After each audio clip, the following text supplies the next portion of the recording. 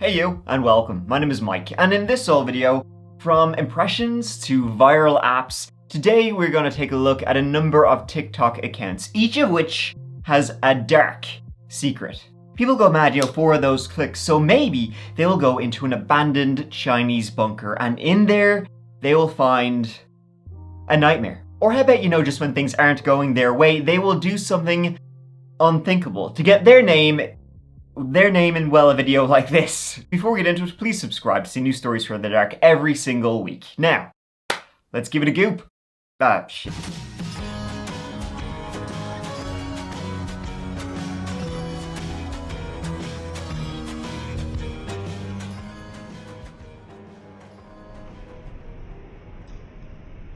Let's begin in eastern PA, right? And not far from the banks of the Susquehanna River lies a small township called Mannheim, just outside of Lancaster.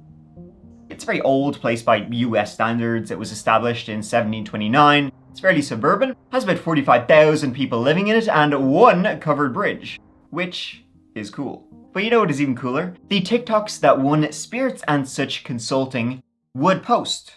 I overheard you talking about Danganronpa. You actually like that show? It's trash.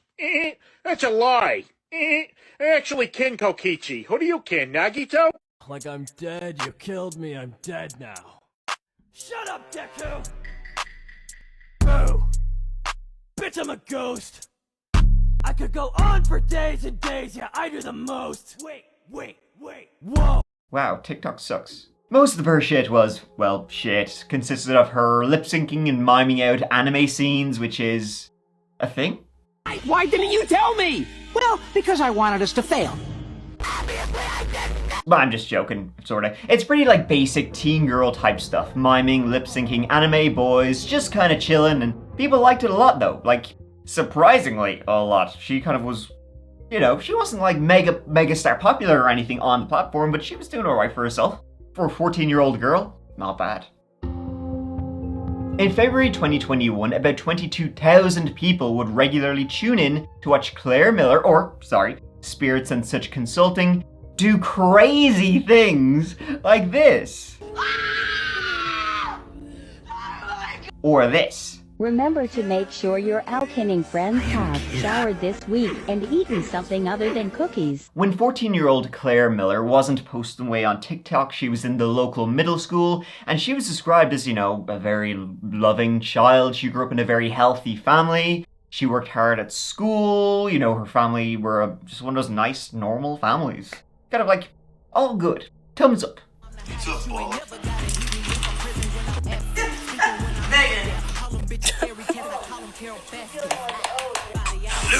Her parents, Mark and Marie, loved her dearly, and Claire had an older sister, 19-year-old Helen. Helen had cerebral palsy. She was in a wheelchair and needed a little extra help from her parents, but life was good and decent to them all. With the caveat, by all accounts, because, I didn't call this video Darkest TikTok Accounts for nothing. See, at some stage, young 14-year-old Claire Miller became obsessed with murder. Now, this was something she never really talked about, on her TikTok. Her account was called Spirits and Such Consulting. But that just sounds kind of gothy and kind of whatever. But she had a real sinister passion for it. It's not fair, not fair, not fair, not fair, not fair, not fair, not fair, not fair, not fair, not fair! Why won't you forgive me? For example, she would send thousands upon thousands of texts to a friend expressing her desire to end someone's life. While on the surface Claire was a driven and intelligent middle school student, she was class president. She won an award for respect and honesty. She was a perfectionist. But that was just on the surface, because underneath that she had picked up a bug somewhere along the way, and that bug was a desire to commit murder. Maybe even the perfect murder. She was such a perfectionist, or having to be a perfectionist all the time just drove her to do the unthinkable. Because it all came to a head on February 22nd, 2021. At 1 a.m. on that day, Claire crept into her older sister Helen's room. How long she had this planned, why she chose her sister Helen, we don't know. It's unlikely Claire planned this for long. because Claire had actually packed her school bag and her lunch for school the following morning, so I guess she wasn't, she was expecting to go to school. That's not where she went. Maybe she was just jealous of the attention her older sister got, being, with a disability. Maybe people were kind of paying more attention to her. Her parents were paying more attention to her, and not to Claire. Maybe she just thought Helen would be an easy victim, or maybe, just maybe, the attention on TikTok just wasn't enough, and she needed to do something that lined up with her obsession that would get her name in the papers and remembered for a long ass time. The defense would say she suffered a psychotic kind of break, and that her obsession with murder, specifically with the Halloween movies, the Halloween franchise, well, that kind of didn't help. But whatever the reason was, she went into Helen's room while Helen was asleep, while her parents were asleep, armed with a knife she had just taken from the kitchen. She walked through that dark room and stood beside Helen while Helen was asleep, standing there just motionless, before eventually raising the knife, pointing it at Helen and stabbing her 7 times in the head, the neck, and the face. While she was doing this, she placed a pillow over Helen's face, so there was no way she could cry out for help. And soon Helen lay still, covered in blood. Claire just stood there motionless before realizing she could make a TikTok out of this, which she did with her sister's blood.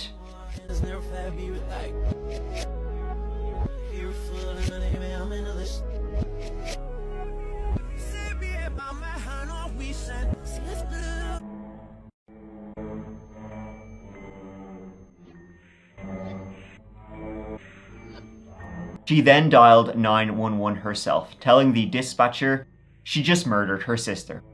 With her parents still asleep, Claire walked outside, out to the front of her house, to wait for the police to arrive, which they did in just a handful of minutes.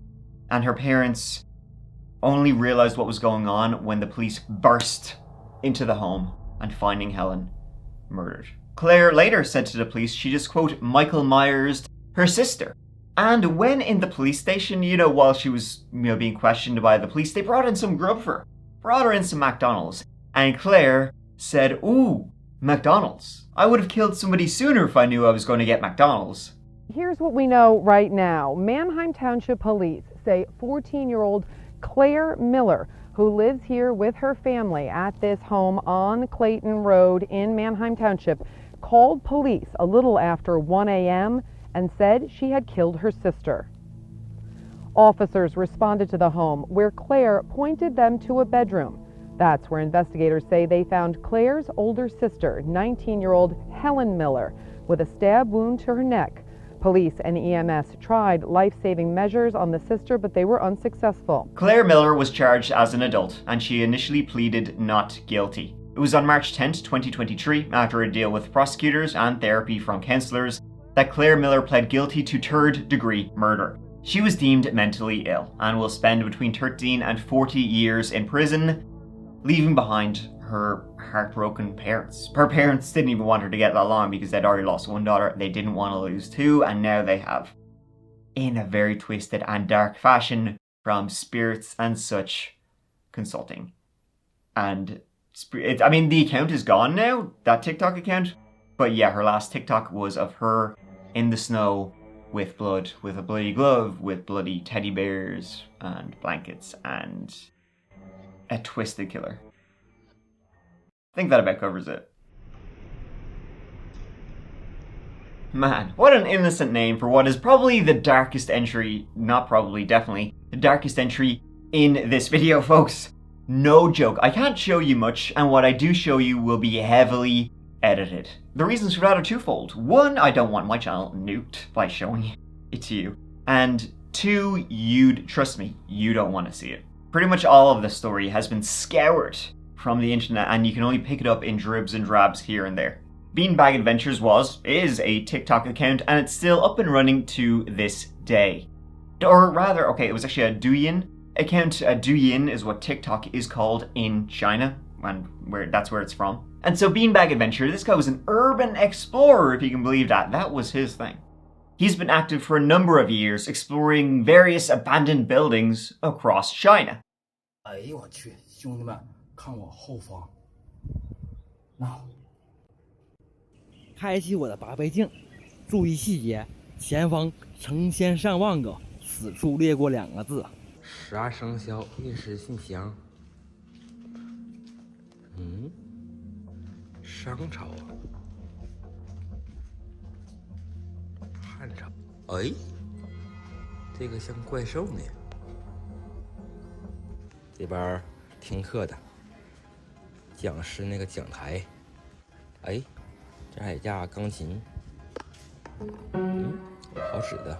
上山途中还有很多这样的废弃建筑物，对没得？本期视频到这儿了，记录下探险生活，给个红心，给个关注，感谢。下山。This whole story began on February 2022. Like up until this point, his TikToks had just been kind of cool and interesting, just exploring abandoned buildings. But it was what he found in February 2022 that set off this particular story. Now, some people have claimed this to be in China, specifically near Jilin University in northeast China. Others, though, are full sure this is in Baotan, Vietnam. I'd probably go with China. I mean, this guy's Chinese. It makes more sense. So Beanbag, as I'll call him, he finds this abandoned building, right? And he's kind of just like walking in as an urban explorer he is wont to do. But as he enters this particular one, he claims there is a horrific stench emanating from the place. And a horrific stench would usually be kind of like, enough to put off most people, right? And he was saying, Beanbag was saying, this was really, really bad. Even as you can see, he's wearing a mask. Although he does say at the time he was actually sick, he frequently does wear masks while exploring because you never know what could be in the air. I mean, you'd probably want to wear a mask if you're exploring abandoned buildings. Who knows what kind of chemicals could be in there. But yeah, so the mask does nothing anyway to mask the stench. And for an urban explorer, his curiosity and sense of wonderment was kind of like overrode any, oh, this is a bad smell, probably shouldn't go in there. 洞里面那个实验室，一池子小孩，一池子小孩。今天我又来看一看，拍上点视频。胆小的勿看啊。So he keeps going through this, well, frankly, creepy as all shit building. Eventually, he makes his way down to this basement. 这个水面还冒着热气，闻起来臭烘烘的。And down there, he finds some strange equipment, which looks semi-industrial, semi-medical. And as he keeps on wandering in, he finds clothing on the ground. So at first, abandoned building, perhaps with these kind of items like going around, perhaps an abandoned hospital, which is what a lot of people also think that this is, because there's a lot of theories about this one, which I'll get to in a bit.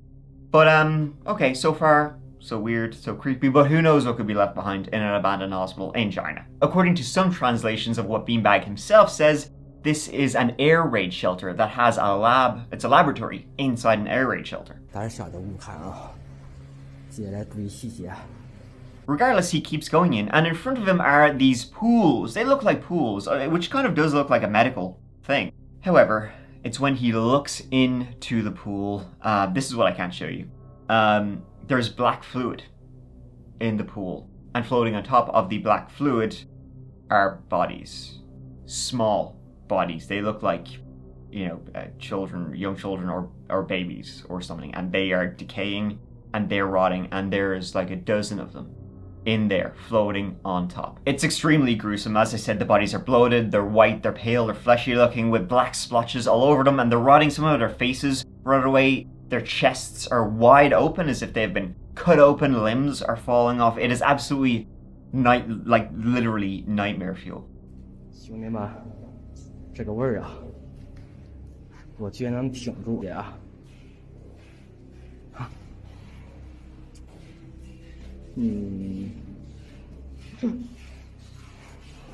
It looks like dead bodies have just been dumped in here for months. You can see ribs, you can see skulls, organs are open. And throughout this, Beanbag is stating that the black liquid, it's expired formaldehyde mixed with water leaking in from the ceiling.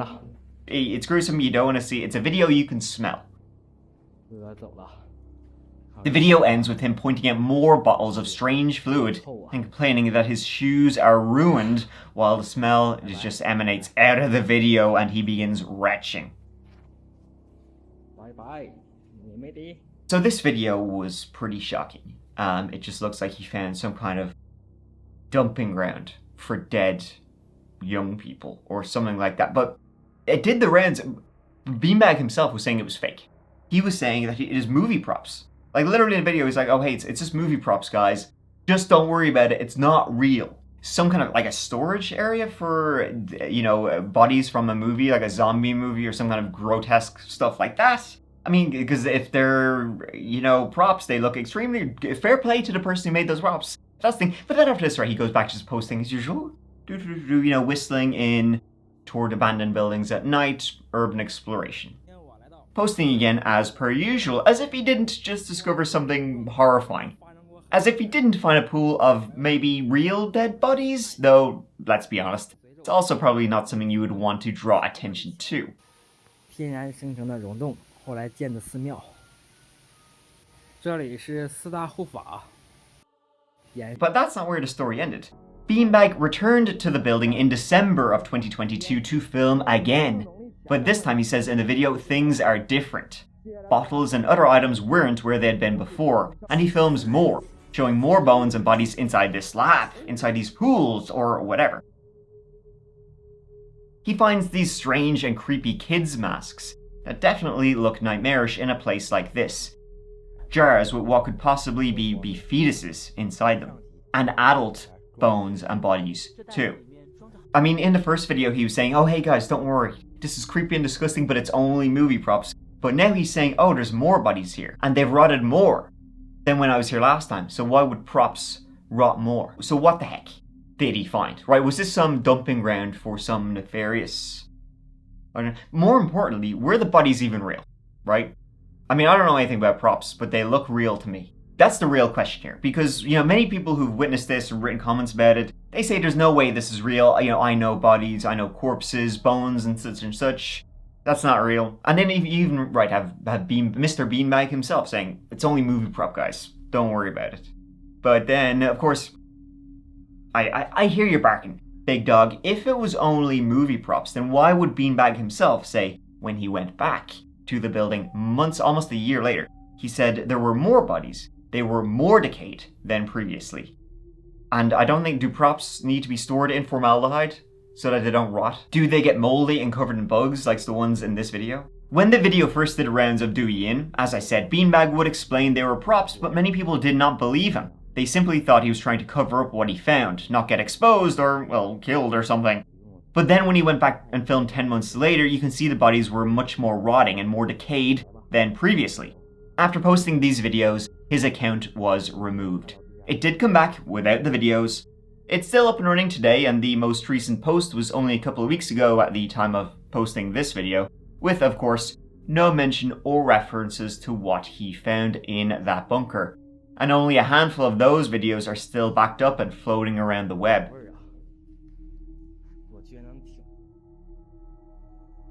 But of what? So what did he find? Why were they there? Well, theories range from a serial killer's dumping ground, which seems unlikely. There's far too many bodies in there for it to be a killer, in my opinion. Some kind of predator, group of predators maybe, but it just doesn't seem likely. It looks like the bodies are there. Again, if they're real, were dumped down here, like on a mass industrial scale. Honestly, I think that makes it all the more horrific. It's like it's state-sanctioned body dumping ground. These clips really, I mean, as I said, they've been scoured from the internet, but it really does give you the feeling it's something you're not supposed to witness. The other theories about what, he had found, in my opinion, a medical dumping ground. I mean, the building was an old hospital. So think, was this experiments? People experimenting, doing medical procedures on dead bodies. There's a university, right? Jilin University is pretty close by. They teach medicine in Jilin University. So were the bodies that they found in this underground bunker a dumping ground for the bodies that students at the university would work on? The students would practice autopsies, surgeries, vivisection on dead bodies at the university. And then when the students were done, whoever was responsible for burning the bodies or burying the bodies or whatever it was, just decided, I'll just throw the dead bodies down here. That would likely explain why a lot of the bodies seem injured, with chests cut open, their ribs are exposed, their organs are exposed in a lot of these corpses. Why there's so many bones and other kind of stuff like that. The students at university practicing. All for surgery for when they go on and become surgeons at hospitals. Or another theory is that it could be, funeral home. That's a bit nefarious. And instead of cremating old grandma or, whoever else, or burying them, they're just like, because that can be expensive. So they just dump the bodies here. Definitely is a dumping ground that between the two videos, or the multiple videos he took, it was still in use. Who knows if it is still in use today. I wouldn't put it past whoever is doing this. And then the final theory is that this is an organ harvesting dumping ground for black market organ harvesting. These are victims of the black market, hence why they are cut open. Someone wanted a kidney and got it one way or another and dumped the rest. The rest being most of them here. Or state-sanctioned organ harvesting. In a study done in 2022 from McMaster University, they claimed, quote, China is the only country in the world to have an industrial-scale organ trafficking practice that harvests organs from executed prisoners of conscience. This practice is known as forced organ harvesting. China uses incarcerated prisoners of conscience as an organ donor pool to provide compatible transplants for patients. These prisoners, or donors, are executed and their organs harvested against their will and used in a prolific and profitable transplant industry. Perhaps that's what they found in this underground bunker, was the remains of a black market or state-sanctioned organ harvesting scheme, or whatever you call it. But it's definitely, if it's state-sanctioned, or even if it's black markets, you don't want to ask, and you don't want to see. You can find the full videos of Beanbag Adventures uncensored online, but as I said, I would not recommend it because it's one of the most horrifying things I've seen. And speaking of disturbing discoveries on TikTok, in late June 2020, a user named Henry posted a short video to the site. The video, since deleted, had the caption, "Something traumatic changed my life."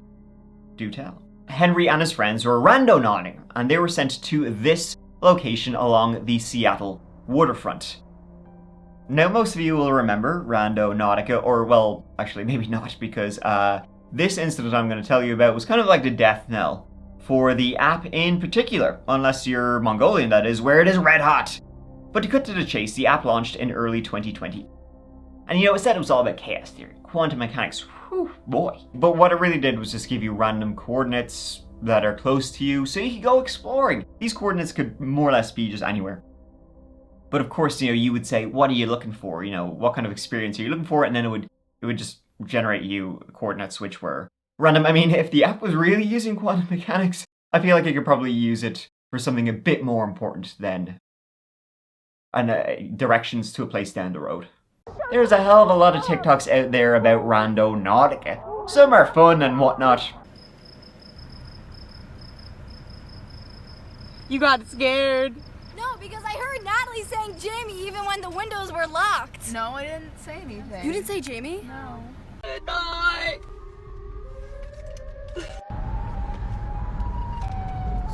Okay, we're getting closer. A little creeped out. Oh my god! Yeah, I'm not, no, new map. Some are dumb and whatnot. What does it say on the rock? That's like some satanic symbol. Look at the rock. Upside down cross in the sand. Bro, what? My older sisters and I went randonauting with the intention to find something creepy and unexplainable. Well, our power score was literally 666, and it took us to this place in Los Angeles where we found this sign that said, "It will end in tears." And then there were these creepy markings on the back of the sign. We traveled up the hill some more and we saw this gate in front of this really creepy house. Be safe out there. Damn, I love how dumb as shit some of these are. In late June, 3 teens were using the app and it directed them to Duwamish Head in western Seattle. So they went there and it was a beautiful summer's day. And the idea is that you will find something cool or interesting at the end of the Randonautica rainbow. And you know what? Of course you will, because it's in your head that you're going to find something. So good old confirmation bias at work will lead you to find something that is probably not that interesting, but you will think is interesting and something you were meant to find. But what they found, they would rather wish they hadn't found it at all. Guys, we found a suitcase at the beach. Gotta go. I'll hold your stuff. Bro. As they were walking along off the pier, on some rocks was a black suitcase. Open it. It stinks, y'all. Was that what they were meant to find? Well, as I said, they would later wish they hadn't. Inside the black suitcase was a black bag, and the stench was unmistakable, unmistakably horrific. They knew something was very wrong here, and they dialed 911. You can see if it's actually a dead body or it's just food.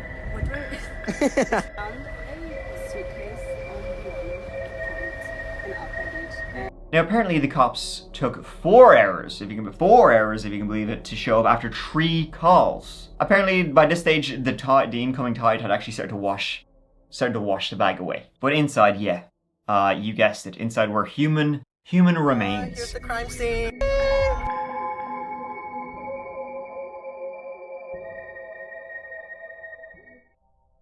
And in fact, shortly after, a separate bag would be found not long away, containing, yep, even more body parts. A horrific discovery. Well, most of the people we talked to today had the same question. Did those bags of human remains wash up on shore here on Alki, or were they placed here? So far, Seattle Police hasn't released much information. So far, we don't know if it was a male or female, and it's up to the King County Medical Examiner's Office to determine the identity of that person whose remains were found. So not really one you would want to make when you're supposed to be using this app, which is, intended to give you this amazing, heartfelt, discovery that will be life-affirming, and instead, it's this. And of course, police investigation began. The remains would later be identified as those of 27-year-old Austin Wenner and 35-year-old Jessica Lewis. The pair had been in a relationship for several years, and were living in West Seattle, not far from where they'd been discovered, but had last been seen in early June 2020. A missing persons report had been filed for both of them, and the search had been ongoing till this TikTok was filmed. And of course, as I said, the investigation began. The family members of both, the couple, Jessica and Austin, the family members would offer a $10,000 reward to try and solve their murders. Whoever had done this had clearly murdered them, dismembered them, put them in suitcases, thrown them in the Puget Sound, and hoped they would float away, and when they themselves would have heard on the news that they hadn't, well, they would have thought, say it ain't so. And that would be the pair's landlord, a man named Michael Dudley.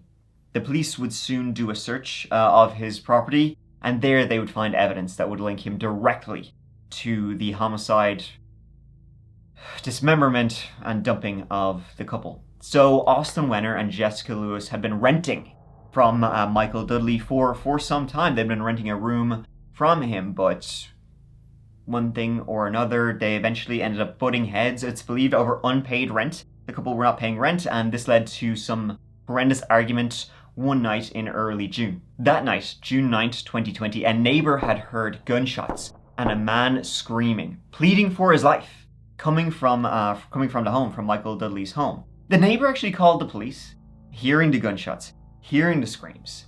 Police arrived, knocked on the door. On the other side of the door was Michael Dudley and 2 dead bodies. Michael Dudley simply didn't answer. And so the police were like, well, he's not answering. The place where somebody's reporting we heard screams and gunshots, door ain't open. Well, our job here is done. Michael shot both Austin and Jessica dead, dismembered both the victims, put them into plastic bags, then into 2 separate suitcases, and into the Puget Sound. Michael Dudley pleaded not guilty, but was later found to be so. The jury find the defendant Michael Lee Dudley guilty of the crime of murder in the 2nd degree as charged in count 1. And he was sentenced to 46 years in prison. JinnKid was a pretty popular user on TikTok back in the day. He was well known for his Skyrim impersonation, Skyrim videos. I mean, I remember watching them. My father once told me that if you can fix a blade, you can fix anything. Need something? Have a look. You keep your filthy hands to yourself, thief. Need something? Ah! Never should have come here. Come on, JinnKid. Why you always gotta embarrass me, bro? Ah! I'll get you, dragon. Head on inside if you want to talk to Esper.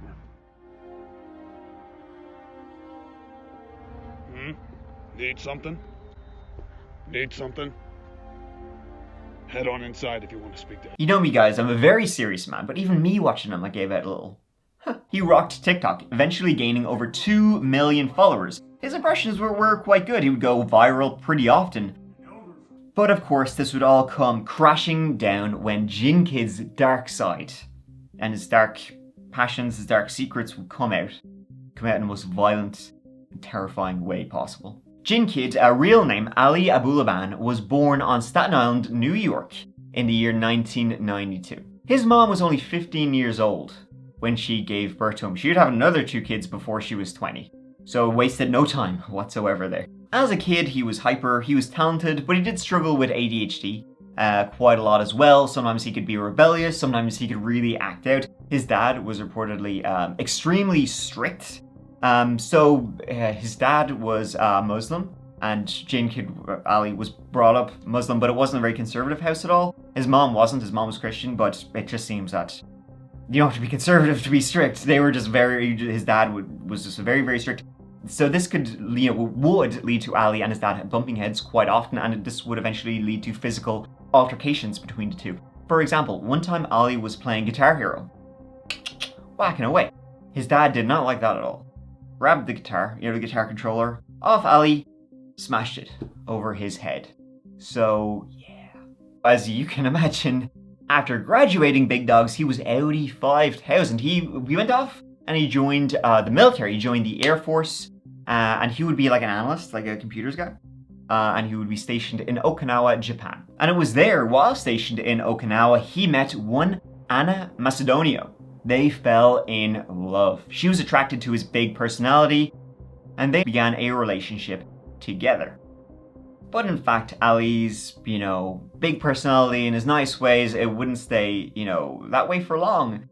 Really, because Ali would actually, in fact, be discharged from the military in Okinawa after a domestic violence incident. Now, some people report that he hit Anna. Other people say he hit Anna's friends, but it was some kind of drunken incident. You have people saying, oh, it was just an accident, like a blown out of proportion. That may be so, but it was a key indicator, and it was a real sign of things that were to come. Either way, he moved back to the USA, and he moved in with his mom in Virginia. Anna, she went her separate ways. She left Okinawa herself, and she moved back to her own home country of the Philippines. But didn't Anna just find out she was pregnant with Ali's kid? So Ali, he got her a fiance visa, and she moved from the Philippines to the US. She gave birth to a baby girl named Amira, and in 2017, the pair married in Virginia. And then, not long after the birth of his first child, his second child was born. That child's name was JinnKid. You're fulfilling your destiny, Anakin. Hey, Tony. How you doing? Pretty good. How about you? Not bad. Hands up, asshole. 7, 8, 9.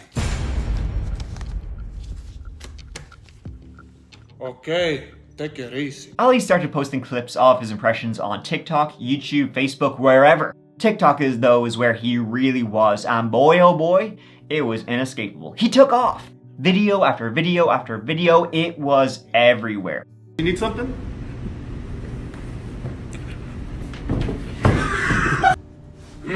Need something? Oh, fuck. Randonautica. Need something? I think that's it. And Ali himself really became obsessed with it. Obsessed with the numbers. Obsessed with the fame, the followers, the subscribers, the yada yada yada. The whole kit and caboodle of working on social media. And in fact, Ali wasn't even making a living off it. I'm not even sure if is TikTok monetized now? But even back then, it was not monetized. So he was still working as an analyst throughout this entire story. He did have a day job, but he didn't really care. His boss at his day job would say he just wouldn't show up. Some days he would rarely work full days. He kind of just came and went as he pleased, because it was all about TikTok for JinnKid. And real talk, as somebody who posts themselves online, you do need to be careful, because if sometimes it will drive you insane if you care too much about the numbers. You kind of need to take a step back a little bit. JinnKid just dove in head first. Can you even smoke in here? I don't care. Who's gonna stop me? Now, Anna would be in the videos sometimes, or she was the one holding the camera. She was a part of it, and she did have her own little following. I mean, she was gorgeous. You know, she'd be on the Instagrams, the Facebooks, the social thingies. But truly, behind the scenes, things were worse. Things were just getting worse and worse and worse. The relationship was, I would say it was like moribund, but it was just toxic and kind of evil. Eventually, the family moved to San Diego. Anna, she had friends over there. It was, you know, somewhat closer, at least, to the Philippines. And she'd gone on a trip over there, met it, fell in love with it, and then she asked if Ali would move with her over to San Diego. Anna, she worked from home, and Ali was able to transfer his job to San Diego. So they eventually moved there. And, you know, Ali was actually, at first he was a little bit kind of hesitant to move from Virginia to California, but then he was thinking, well, shucks, he wanted to be a celebrity. He wanted to go to Hollywood. He wanted to be one of the big dogs. That's where you gotta be. That's what he was thinking of himself. Because hey, right, that's one thing all casting directors in the movies they look for. They look for guys who can do kind of sort of good impressions of other actors where you go, hey, that does kind of sound like that guy. You need somebody for your movie who sounds like Tony Montana if you kind of like squint your ears. You got him right here. Why don't you try sticking your head up your ass? Unfortunately, he didn't try acting not like a piece of shit. Fame only brought out the worst in him. He was controlling, he was manipulative, he was also became heavily addicted and began to really abuse the schnackte, the devil's dandruff. He would do it on live stream, if you can believe it. He always had a little bag in his pocket. And he was becoming more and more paranoid of Anna. About Anna. Who was she talking to? Who was she going hanging out with on nights out? Who was commenting on her social media posts, you know? Who? So things were only getting worse. She wanted to leave, but because of her visa, she couldn't. Not only would she be deported, she would also lose her daughter. Things then, though, finally came to a head in the autumn of 2021. That's when they decided, all right, let's give it a break. Let's give it a rest. Lads, and Ali, he decided to move out of the apartment that they lived in, you know, him, Anna, and their baby girl. They lived in San Diego. Ali says, listen, I'll give you an apartment. I'll go find my own place to stay. Maybe we can give ourselves a bit of a break. Maybe that will just make things better. Give ourselves some space. But that actually just seemed like it was a ploy by Ali, and it really exacerbated things all the way to murder. Early of the morning of October 25th, 2021, when Anna and Amira were out, Ali let himself in to that apartment and he destroyed it. He wrecked the entire gaff. Destroyed the places, knocking down stuff, destroying the couches, spilling shite everywhere, right? Just completely ruined the apartment. And while he was there, he got Amira, his daughter's iPad, and he downloaded a secret app. It was a microphone app. So he could listen in on what was going on in the apartment while he was not there. He wanted to know what Anna was saying, and more importantly, who was with her. Well, it would turn out that she was, in fact, romantically interested in another man, and him with her. I mean, her relationship with Ali was completely dead, so she was trying to find a way to get out, and she found a guy who could, I guess, be, you know, there for her or whatever. His name was Rayburn Barn. They had been friends for a while, but for about the previous month, beginning in about September 2021, they'd actually begun to become, you know, physically romantic together. So Ali was listening in at around 2 p.m. when Anna arrived home to find her apartment, you know, completely destroyed. And she was there, you know, with her baby girl Amira with her, and she was freaked out, as you can imagine. She gave Amira to a friend because she didn't want Amira to see this.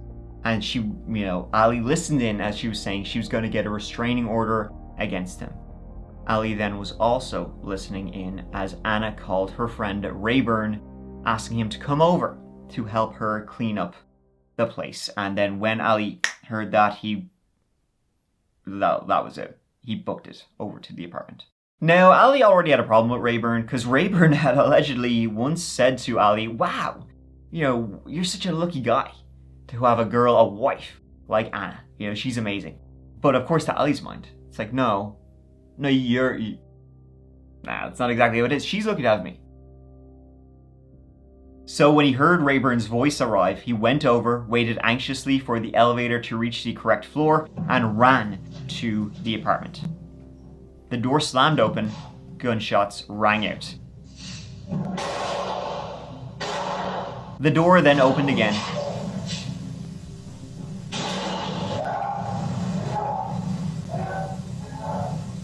And he screamed her name before walking to the elevator, asking himself, what has he done?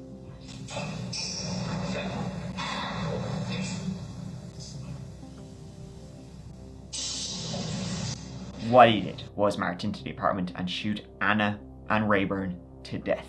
New information this afternoon about a double homicide inside an East Village high-rise. It's our top story right here on the 4. And we do have some new video to share with you of the apartment where the shooting took place up on the 35th floor, unit 3508. You can see the crime tape is still up outside the door. We are told the female victim was 28 years old. She was Filipino. Police know her name, but they're not releasing it yet. No information has been released yet about the male victim. They were found shot to death in the living room. Police say it was the suspect who called 911, and he was arrested near the 805 and the 15 yesterday. Police tell us inside the car they found a weapon and the suspect's 5-year-old daughter. Within 5 hours, Ali was arrested and had confessed to the double homicide. And then, of course, he changed his mind later on, saying he didn't do it, and was charged with 2 counts of first-degree murder. As the trial went on, he brought his same sense of drama and acting skills that he used on TikTok into the courtroom with outbursts. With dramatics. And then guess what? Right here. Nightmare. R&B music.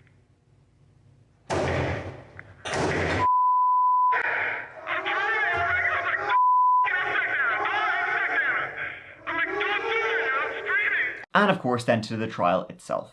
Oh, I'm not gonna tolerate this. He spoke to the media about what he did and that his baby, his beloved baby, was dead. His beloved baby in this case was his TikTok career and his fame. That was his baby. I miss all everything. It's my craft. It's my baby. That's what I do. I wanted to be an actor. And I was right there. I was right there. The weekend before all this happened, I was in LA at the Comedy Store. I was talking to producers. I was about to have a talent agent. I was right there. Not, of course, his actual baby. His actual daughter, Amira. You'll notice that he refers to his TikTok account as his baby, not his literal one. So that will give you a good clue as to what was wrong with him. Because it's a lot. Ultimately, that was what he cared about most, and when Anna dared to leave him, the successful, famous JinnKid, well, he couldn't have that. Ali was ultimately found guilty on 2 counts of first-degree murder. He will be sentenced in September 2024. Likely he is looking at life in prison without the possibility of parole.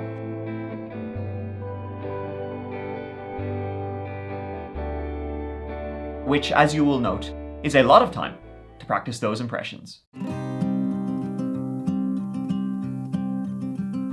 Thank you so much for watching. It means the absolute world to me that you're here watching this whole video. I'll never be able to thank you guys enough for the support and love. And, speaking of people like Ali, I, for one, am so, lucky and so grateful to be able to make content for you guys. And I hope you guys enjoy this one and the ones that are to come. Speaking of content, if you're looking for a little bit more, as I'm only really kind of posting 1 video a week, check out the That Chapter podcast, which releases a brand new podcast exclusive episode every single Monday morning. So different stories of what I talk about here in the videos. Recently we talked about the Black Monk of Pontefract, the Brabant killers, the Ariel School UFO incident, and all that kind of stuff. And also there's listener stories where, the listeners, they become a part of the podcast by sending in their scariest experiences with break-ins, with ghosts, with, hey, listen, you got a horror story, something spooky happened to you? Send it on it. So please check that out if you're looking for more. But until the next old video, which will be up when it's up, probably a couple of days, please take care of each other and please take care of yourselves. Do it for me. Because I love you. Mike out.